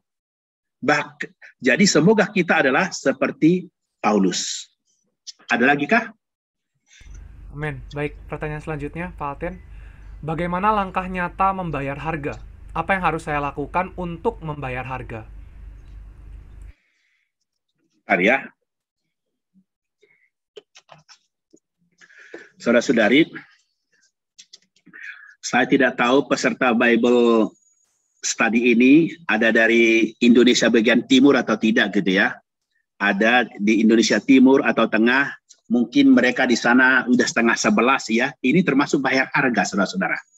Jadi harusnya mungkin Anda ada yang dikerjakan, atau malam-malam mungkin enak nonton TV. Tapi ini Anda tetap datang, ini adalah bayar harga. Kadang-kadang pagi hari itu ya, pagi hari tidur enak. Aneh ya, aneh kadang-kadang tidur itu malam gak ingin tidur, makin pagi makin ingin tidur. Tapi saudara-saudara, kita harus menikmati Tuhan pagi-pagi. Nah, itu berarti kita harus bayar harga. Ya kan? Nah, kadang-kadang bahkan ada orang, saudara-saudara, dia dagang. Ada orang dagang atau usaha, hari Minggu dia rame. Tapi ada orang demi dia dapat beribadah, ditutup pada hari Minggu. Saudara-saudara, itu harga yang dia bayar untuk mengikuti Tuhan. Ada juga kita ini karena kita mengasihi Tuhan, menikmati Tuhan gitu kan, memuliakan Tuhan. Ada orang mencela kita, mengalamatkan hal-hal negatif kepada kita, dan kita tidak membalasnya, itu pun harga yang kita bayar. Saudara-saudari, ada banyak hal kita membayar harga. Gitu ya. Kalau Anda marah kepada saya marahi Anda, itu berarti saya tidak bayar harga. Iya kan? Tetapi kalau saya berbuat baik kepada seseorang, dia marah pada saya masih mendoakan dia, bahkan masih berbuat baik pada dia, berarti saya bayar harga, saudara-saudara. Ada orang masih udah pulang, gitu kan, udah pulang malam-malam capek pekerjaan mau pulang, udah capek gitu, udah capek mau tidur lah. Tapi dia gimana? Karena dia biasa tidur itu harus berdoa. Sekarang mau berdoa nggak, udah ngantuk gitu kan? Dia tetap dia mau berlutut berdoa, dia itu bayar harga. Saya kira banyak hal kita bisa membayar harga. Ada lagi kah? Baik, pertanyaan selanjutnya Pak Altin. Bagaimana rincian nasib gadis bodoh? Ketika para pemenang meraja bersama Tuhan, bagaimana dengan yang kalah? Saudara-saudari, adalah mengenai kalah, mengenai neraka, ya. Jadi ini bukan neraka ya. Cuma maksud saya mengenai neraka yang disebut adalah telaga api, mengenai orang yang kalah, orang Kristen yang kalah, itu Alkitab tidak banyak mencatat. Ya. Kenapa? Karena Allah tidak ingin membuang banyak waktu untuk hal itu. Allah ingin banyak membicarakan hal yang positif. Ada banyak sekarang orang Kristen banyak membahas tentang di neraka. Saya berapa hari ke sana, aduh saya membaca itu, wah ada gini, Anda belajari Candi Borobudur aja, ada begitu Pak, dialah mau katanya. Anda tahu Candi Borobudur bukan? Di bawahnya relief-reliefnya itu cerita-cerita apa gitu sampai ditutup itu kan, di balik. Saudara-saudara, Allah tidak punya waktu untuk bercerita hal itu. Mengenai adalah orang yang gagal, Alkitab hanya mencatat, dia itu hanya dikatakan ke dalam kegelapan yang paling gelap. Di sanalah terdapat ratap dan kertak gigi. Tidak dijelaskan banyak. Kenapa? Karena Tuhan begitu banyak yang mau dijelaskan. Mengapa itu dijelaskan? Tuhan hanya ingin bagi ekonominya ini terlaksana, kehendaknya itu terjadi, dan kita ke sana semua. Itu yang Tuhan, kita mengatakan masih banyak yang harus dicatat, tapi tidak dicatat. Karena kalau dicatat semua tidak akan cukup. Waktu untuk menulisnya, tidak ada buku untuk menulisnya. Saudara-saudari, adalah karena itu Allah adalah lebih banyak membicarakan hal-hal yang positif, hal-hal yang harus kita kejar, hal-hal yang menjadi kenikmatan kita, itu yang banyak dibicarakan. Mengenai tadi neraka nggak banyak dibicarakan, hanya dikatakan itu adalah, dikatakan di sana ada ulaknya tidak akan mati, apinya tidak akan padam. Kalau masalah adalah kegelapan, tadi dikatakan ini, di sana terdapat ratap dan kertak gigi. Saya hanya bisa cerita seperti itu. Amin. Baik, pertanyaan selanjutnya Pak Altin. Ya. Perikop yang dibahas tentang perumpamaan kerajaan surga, ketika gadis-gadis bodoh ditolak masuk, apakah maknanya berarti mereka ditolak masuk surga? Jadi, terima kasih. Umumnya, ya, surga orang itu ya, yang dianggap surga itu kan berbeda ya, saudara-saudari ya. Jadi, terserah, mari kita samakan persepsi kita. Ada orang nanti menganggap surga itu adalah langit baru dan bumi baru. Ada orang menganggap surga itu adalah Yerusalem baru. Gitu ya. Jadi, karena memang banyak orang tidak paham hal itu, apalagi ada orang nanti, ada lagi surga dengan kerajaan surga disamakan orang. Tidak bisa membedakan. Nah, karena itu, tadi adalah 5 gadis yang ditolak itu adalah, tadi sudah kita bahas, ini pintu ditutup, bukan pintu artinya pintu keselamatan. Karena orang ini sudah beroleh selamat. Kalau menurut firman Tuhan, orang itu sekali selamat, selamanya diselamatkan. Yohanes 3:16, karena begitu besar kasih Allah akan dunia ini, sehingga ia telah mengaruniakan anaknya yang tunggal, supaya setiap orang yang percaya kepadanya tidak binasa, melainkan beroleh hidup yang kekal. Jadi, untuk beroleh hidup kekal, dan supaya orang tidak binasa, syaratnya hanya percaya. Itu Alkitab loh, saudara-saudara ya. Itu lalu pasal 10 ayat 28 dan 29 mengatakan, dan aku memberikan hidup yang kekal kepada mereka, dan mereka pasti tidak akan binasa sampai selama-lamanya, dan seorang pun tidak akan merebut mereka dari tanganku.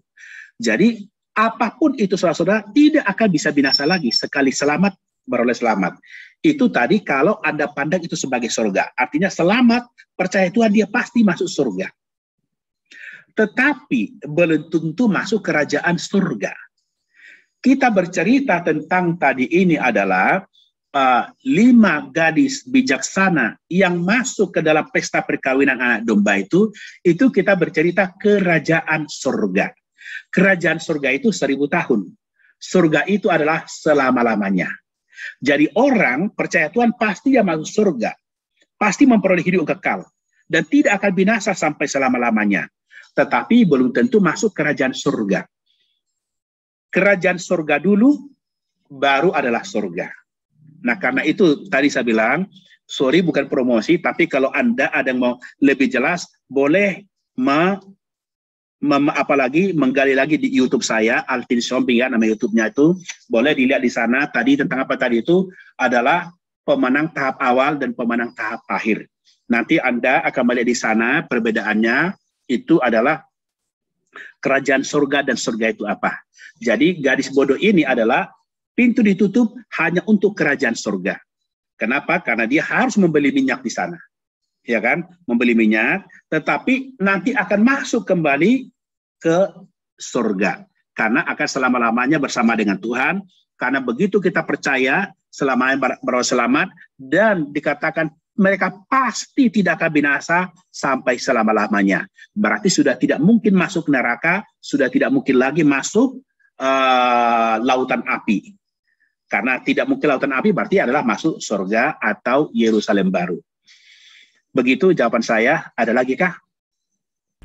Baik, tadi sudah ada pertanyaan mengenai gadis bodoh. Sekarang kita akan masuk ke dalam satu pertanyaan mengenai gadis bijaksana. Apakah gadis-gadis bijaksana itu yang mengalami keterangkatan? Apa pahala yang akan diterima gadis-gadis bijaksana? Oke. Jadi gadis yang bijaksana itu apakah mereka yang akan mengalami keterangkatan? Begitu kan? Nah, apa pahalanya? Begitu ya. Jadi betul mereka adalah salah satu bagian orang yang terangkat. Kan tempoh hari udah saya bilang tadi di tempoh hari yang kita dibahas di sini juga ya, Bible study ini udah kita bahas itu ada namanya itu pemenang tahap awal, pemenang tahap akhir. Pemenang tahap awal itu ada 2 jenis, pemenang tahap akhir itu ada 2 jenis. Tahap awal itu yang ada yang disebut anak laki-laki, ada yang disebut juga buah bungar. Sedangkan pemenang tahap akhir juga ada 2. Ada yang disebut adalah tuayan, ada yang disebut juga pemenang di atas lautan kaca. Jadi ada 4 jenis pemenang ini. Jadi adalah orang-orang yang mati, yang sudah mati, yang bangkit terangkat itu adalah salah satu bagian daripada pemenang itu yang terangkat. Lalu apa yang akan menjadi pahala mereka? Pahala itu adalah tergantung.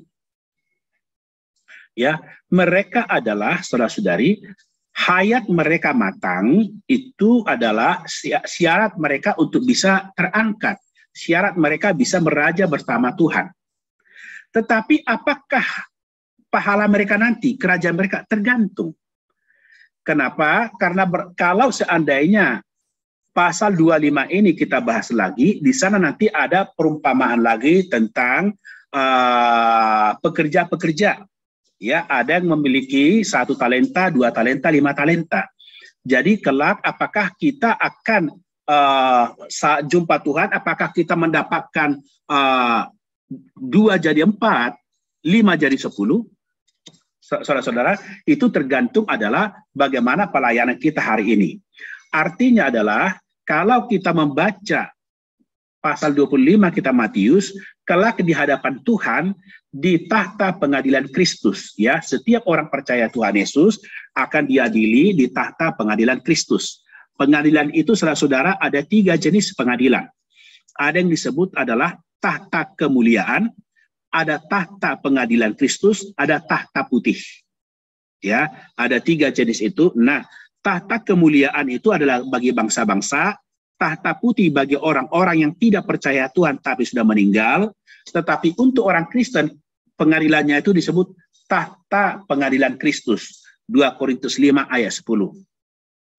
Nah, di tahta pengadilan Kristus itu, setiap orang beriman akan diadili berdasarkan dua hal. Nah, berdasarkan kita Matius pasal 25 itu, kita diadili berdasarkan dua hal. Satu, berdasarkan minyak. Dua, berdasarkan pelayanan. Minyak itu adalah hayat kita. Ya, artinya minyak ini adalah Roh Kudus, adalah hayat dalam kita. Apakah kita, Roh Kudus ini sudah menyebar sampai ke dalam jiwa kita? Nah, ini kalau kita ini udah menyebar, artinya udah kita matang, ini syarat kita untuk bisa meraja bersama dengan Tuhan. Tetapi apakah pahala kita itu kelak? Itu adalah tentang perumpamaan tentang talenta, ya kan, tentang hamba di sana. Jadi seberapa pelayanan kita? Karena kita akan tadi diadili dua hal itu. Jadi karena adalah bisa saja kita menguasai 2 kota, 5 kota, atau 10 kota. Ya kan? Kemuliaan bintang yang satu berbeda dengan bintang lain. Kemuliaan bulan berbeda dengan kemuliaan matahari. Ya kan? Jadi berbeda-beda kemuliaannya. Jadi pahalanya itu nanti apa? Adalah tergantung kesetiaan kita, pelayanan kita hari ini. Oke, ada lagi kah? Baik, ada pertanyaan selanjutnya, Pak Altin. Apakah perbedaan antara hari penghakiman bagi bangsa-bangsa dengan hari penghakiman bagi setiap orang secara individu? Adakah keterkaitan antara keduanya? Jadi adalah, tadi kan kita bahas mengenai bangsa-bangsa itu, Alkitab itu banyak mencatat mereka itu setelah nanti pada zaman Antikristus. Karena hari ini bangsa-bangsa di dunia hari ini, bila mereka percaya Tuhan Yesus, mereka bukan lagi bagian daripada bangsa-bangsa. Langsung mereka bagian daripada gereja.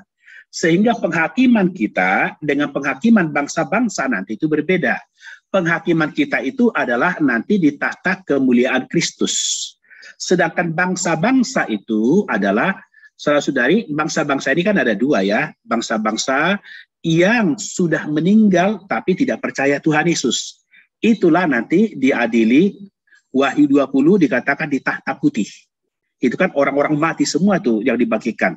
Orang-orang mati yang tidak percaya Tuhan, karena terakhir mereka dibuka adalah kitab hayat, kitab kehidupan. Ternyata mereka semua tidak terdaftar dalam kitab kehidupan, mereka semua dicampakkan ke dalam lautan api.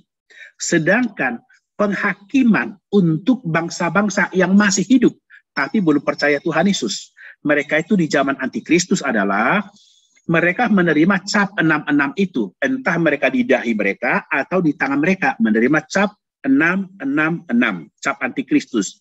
Mereka lah yang boleh berjual beli, mereka lah yang boleh menerima makanan. Sedangkan orang Kristen atau orang Yahudi yang tertinggal pada saat itu tidak mendapat makanan. Nah, pada saat itu Injil kekal diberitakan oleh malaikat. Karena Injil kekal ini, lalu bangsa-bangsa ini, karena Injil kekal ini mereka takut kepada Allah yang Maha Kuasa, pencipta langit dan bumi, lalu mereka berbuat baik kepada orang-orang Kristen yang tinggal di bumi. Karena orang Kristen kan ada yang sudah terangkat, bukan? Yang masih tinggal di bumi. Mereka karena mereka nggak dapat makan, diberi makanan, atau ada orang karena kedinginan diberikan selimut. Nah, mereka ini barang siapa yang memberikan secangkir air kepada saudara Tuhan terkecil ini, dia sekali-kali tidak akan kehilangan upahnya. Itu cerita bangsa-bangsa ini, saudara-saudara. Sehingga setelah zaman 3,5 tahun Antikristus, itu nanti ada yang disebut tahta kemuliaan. Tahta kemuliaan untuk mengadili bangsa-bangsa ini tadi.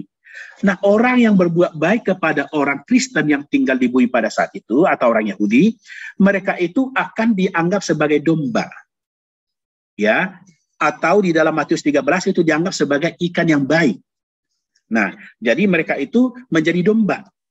Sedangkan yang tidak berbuat baik kepada orang Kristen ini, mereka langsung dilemparkan ke dalam lautan api. Sehingga bangsa-bangsa ini tadi, di dalam kerajaan 1000 tahun, mereka itu menjadi bangsa-bangsa di sana. Nah, nanti mereka akan dilatih oleh orang Yahudi untuk beribadah kepada Allah. Tetapi selama 1000 tahun itu, iblis dilepas di dalam lubang yang tak berdasar. Diikat di dalam lubang tak berdasar. Sehingga mau tidak mau bangsa-bangsa itu pasti nurut. Ya, walaupun dengan gada besi, dengan tangan besi memerintah, mereka nurut. Tetapi di akhir daripada 1000 tahun itu, iblis dilepas daripada lubang tak berdasar itu. Setelah dilepas dan dia tahu iblis waktunya tidak ada lagi, sangat singkat, maka sebisanya dia mempengaruhi bangsa-bangsa tadi, yaitu domba-domba itu. Nah, sebagian daripada domba-domba itu ikut iblis berontak, lalu Tuhan gimana? Langsung melemparkan mereka ke lautan api.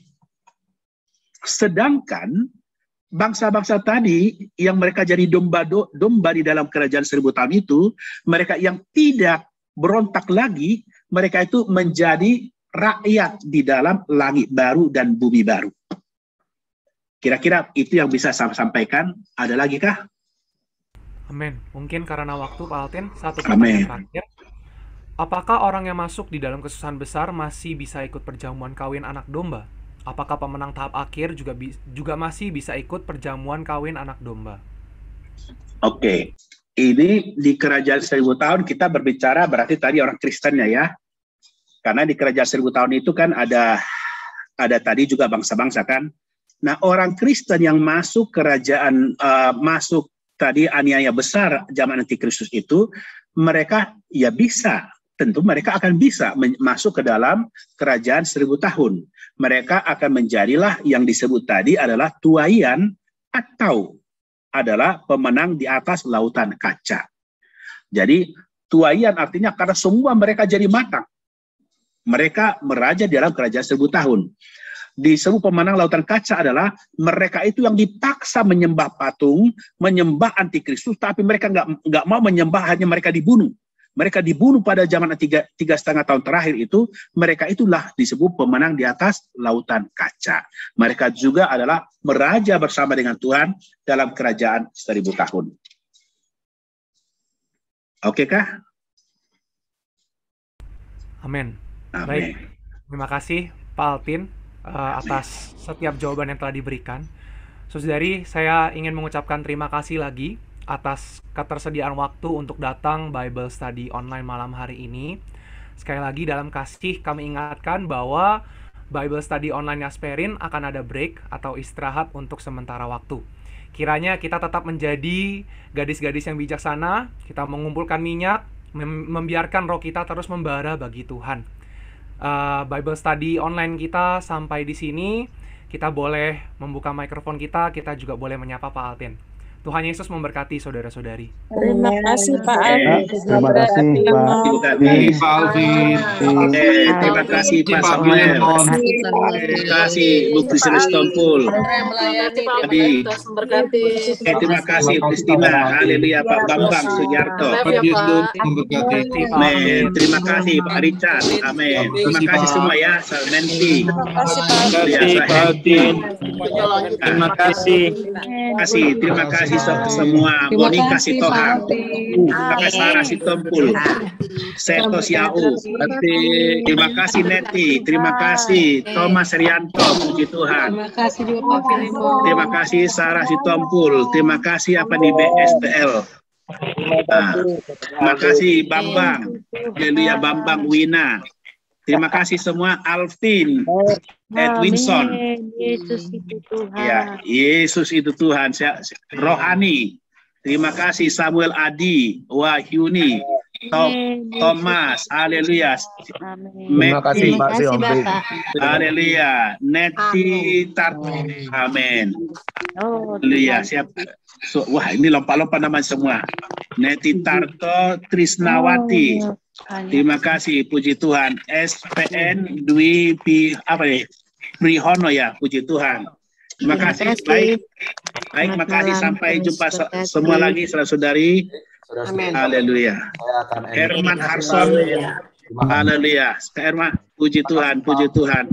Saya Evan Surya Tenggara. Terima kasih Pak Surya Tenggara. Haleluya. Makasih, amin. Puji Tuhan. Adi